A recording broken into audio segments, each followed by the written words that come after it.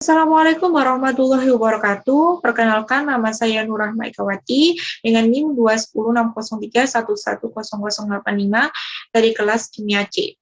Di sini saya akan bahas tentang materi asam basa. Kemudian yang kedua adalah larutan penyangga atau buffer. Yang ketiga adalah GSP dan KSP.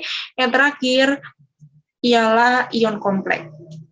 Kemudian yang pertama, saya akan bahas tentang asam basa dan perhitungan pH. Asam dan basa, apabila senyawa dilarutkan dalam air, maka akan terjadi proses pelarutan dan senyawa tersebut bisa memiliki sifat asam maupun basa ataupun tidak keduanya. Untuk mengetahui seberapa kuat asam atau basanya suatu senyawa, bisa dilihat dari kemampuan untuk mendonorkan proton. Semakin kuat senyawa tersebut mendonorkan proton, maka semakin kuat sifat asamnya. Contohnya adalah nonmetal hibrida. Non-metal hibrida ini merupakan senyawa biner yang tersusun atas atom hidrogen dan unsur lain, yaitu unsur non-logam. Faktor-faktor yang mempengaruhi non-metal hibrida melepaskan proton adalah elektronegativitas dari non-logam pusat, bisa dari golongan 5A, 6A, dan 7A. Periode ini dari kiri ke kanan elektronegativitasnya meningkat, yang dapat meningkatkan keasamannya juga. Contohnya, ikatan EH. E adalah non-logam dan ikatan tersebut polar dapat lebih mudah mengkutupkan atau membentuk kutub. Semakin lebih mudah membentuk kutub, maka H+ akan mudah dilepas. Kemudian pada larutan berair hibrida dari golongan 3A sampai 5A tidak mengandung asam, tetapi pada golongan 6A sampai 7A bisa dilihat keasamannya atau mengandung atau unsur tersebut mengandung asam. Yang faktor kedua adalah kekuatan antara ikatan EH. Dari atas ke bawah ikatannya lebih panjang, maka ikatannya lebih lemah. Nah, pada ikatan EH, karena dari atas ke bawah itu semakin lemah, maka ikatannya pada H+ jadi mudah dilepaskan. Asam kuat lebih mudah, H+ kan merupakan asam kuat, jadi mudah dilepaskan. Kemudian yang selanjutnya adalah oksoasid. Oksoasid ini merupakan senyawa yang memiliki atom hidrogen dan atom yang lainnya, disebut dengan E, di mana atom E ini merupakan atom pusat. Oksoasid ini memiliki atom H yang akan berikatan dengan O. Jadi panjang ikatan tidak masuk pada penentuan keasaman. Sifat dari unsur ini adalah unsur yang mempunyai ikatan OH. Faktor-faktor untuk menentukan kekuatan asam oksoasid adalah elektronegativitas di non-logam pusat E dan banyaknya atom O yang mengelilingi E. Nah, oksoasid dengan jumlah atom O yang sama, yaitu peningkatan asam meningkat dengan elektronegativitas E, semakin meningkat elektronegatifannya, maka polaritas OH meningkat. Efek dari meningkatnya polaritas menyebabkan mudahnya atom H+ lepas. Contohnya oksoasid yaitu HOE, di mana E adalah atom halogen dari golongan 7A. Kemudian yang kedua adalah oksoasid dengan jumlah atom O yang berbeda. Peningkatan asam mengakibatkan atom O juga meningkat. Atom O semakin banyak, maka semakin besar densitas elektron, sehingga semakin mudah melepaskan ion H+. Nah, maka dari itu dapat ditarik kesimpulan bahwa semakin banyak atom O, maka tingkat keasamannya semakin tinggi.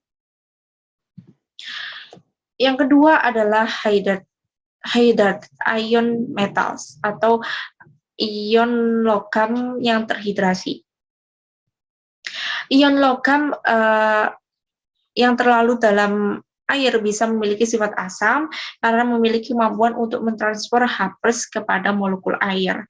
Nah, contohnya yaitu metal nitrat atau MnO3n, kemudian dilarutkan dalam air menghasilkan MnO3n solid plus XH2O dan menjadi MH2O XN plus Aq plus NO3- Aq. Muatnya tinggi dari ion logam mampu menarik ikatan OH pada molekul air, jadi dapat melepaskan ion H+. Menjadi MnO3NS plus XH2OL menjadi MH2O X min 1OHN minus 1 Aki plus H3O plus aqua. Kemudian contoh yang selanjutnya adalah senyawa oksida. Adalah senyawa yang mengandung satu atom oksigen dan satu unsur lain dan yang dapat diklasifikasikan sebagai asam basa atau amfoter. Nah, penjelasan senyawa oksida yaitu ada 3 macam. Oksida asam, oksida basa, dan oksida amfoter. Oksida asam adalah oksida yang bereaksi dengan air, maka akan membentuk sebuah asam. Oksida basa adalah oksida yang bereaksi dengan air, maka akan membentuk sebuah basa. Yang terakhir adalah oksida amfoter, adalah oksida yang memiliki sifat asam maupun basa dalam satu reaksi, sehingga dihasilkan garam dan air. Pada oksida basa, di tabel periodik, logam oksida yang termasuk pada golongan alkali dan alkali tanah merupakan golongan oksida basa. Oksida non-logam tidak ada yang diketahui memiliki sifat basa. Dengan contoh dari oksida asam adalah CO2G plus H2OL menjadi H2CO3 Aq, dan yang kedua, contoh kedua adalah SO3G plus H2O L menjadi H2SO4 Aq. Nah, untuk contoh oksida basa adalah Na2OS plus H2O menjadi 2NaOH Aq dan BaOS plus H2O menjadi BaOH2 Aq. Kemudian yang terakhir adalah contoh pada oksida amfoter. Oksida amfoter ini ada 2 ya, bisa bersifat basa dan bisa bersifat asam. Pada sifat basa, contohnya adalah Al2O3S plus 6HCl Aq menjadi 2AlCl3 Aq plus 3H2OL. Kemudian pada contoh asam adalah Al2O3S plus 2NaOH Aq plus 3H2OL menjadi 2NaAlOH4 Aq. Nah, reaksi dari antara oksida asam dan basa ini dan reaksi antara basa dan asam menyerupai asam basa normal karena produknya nanti adalah garam dan air. CO2 pada persamaan reaksi CO2G plus 2NaOH Aq menjadi Na2CO3 Aq plus H2OL, dan yang kedua adalah itu yang CO2 adalah contoh dari asam oksida. Pada CO2 adalah asam oksida dan 2NaOH adalah basa, Na2CO3 adalah garam, dan H2O adalah air. Jadi reaksi CO2 dan 2NaOH itu menghasilkan garam dan air. Pada basa oksida sama BaOS plus 2HNO3 Aq menjadi BaNO3 2 Aq plus H2OL menghasilkan garam dan air. Selanjutnya adalah sifat asam basa dari larutan garam. Jika asam dan basa bereaksi, maka bisa menghasilkan garam. Garam sendiri terdiri dari 2 ion, maka garam tersebut bisa mempengaruhi pH suatu larutan. Larutan garam sifatnya bisa netral, berarti tidak mempengaruhi pH suatu larutan. Klasifikasi sifat asam atau basa dari garam. Garam yang bersifat netral, asam kuat plus basa kuat menjadi netral. Kalau garam yang bersifat asam dari asam kuat plus basa lemah, terus garam yang bersifat basa maka dari asam lemah plus basa kuat,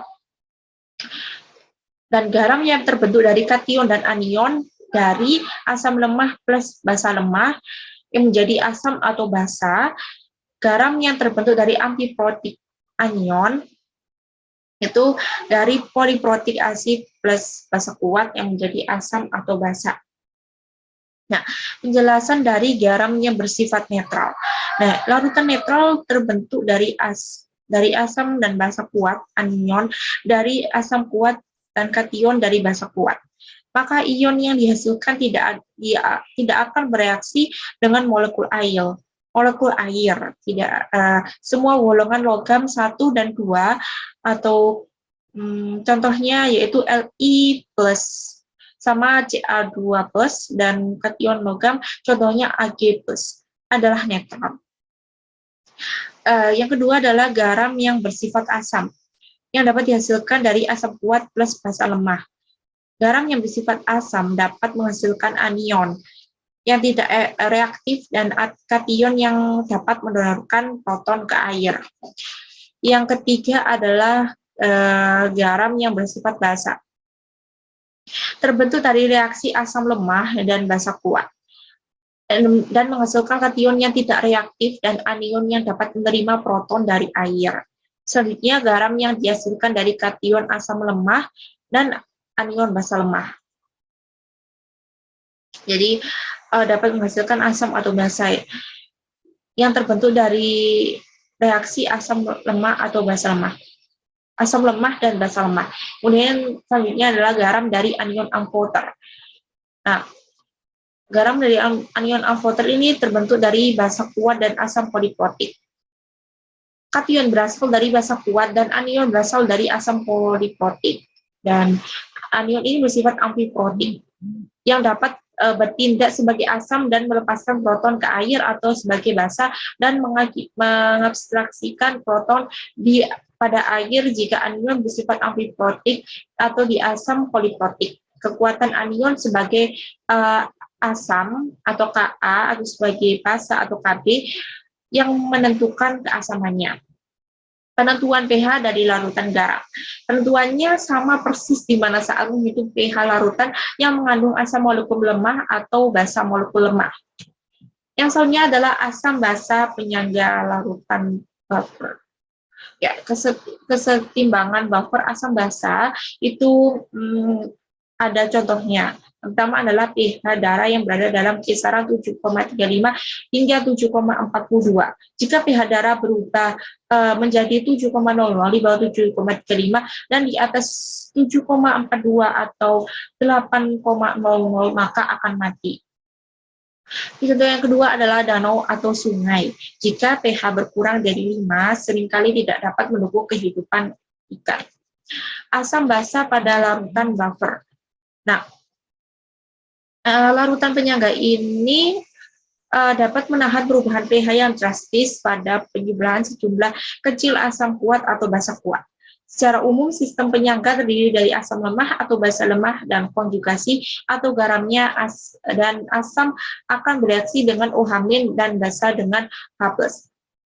Buffer terdiri dari campuran asam dan basa. Dari kedua asam basa ini tidak boleh saling bereaksi atau menetralkan. Ada dua jenis larutan penyangga, antara lain larutan penyangga asam, yaitu terbuat dari asam lemah dan konjugatnya, dan larutan penyangga basa terbuat dari basa lemah dan konjugatnya.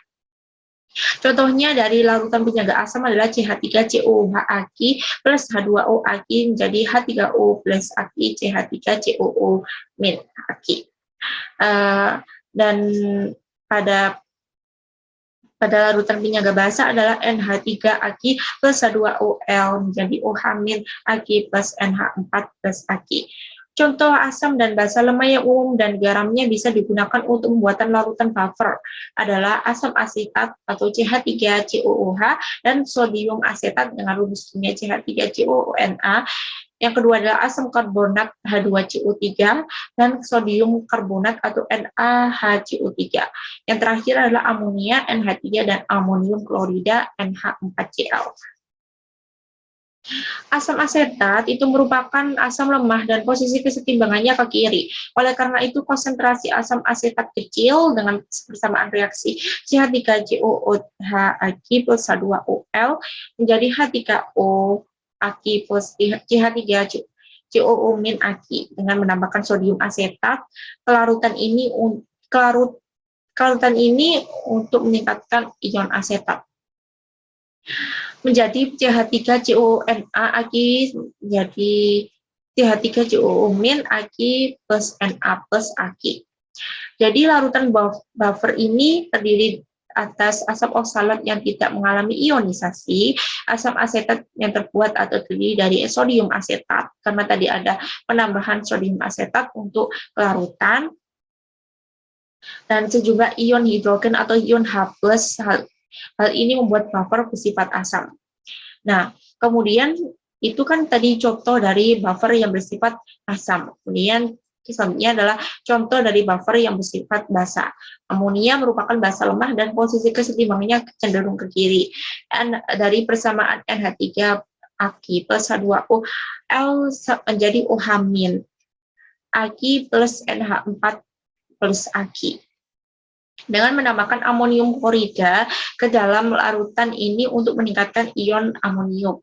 NH4Cl Aq menjadi NH4 plus Aq plus Cl-Aq.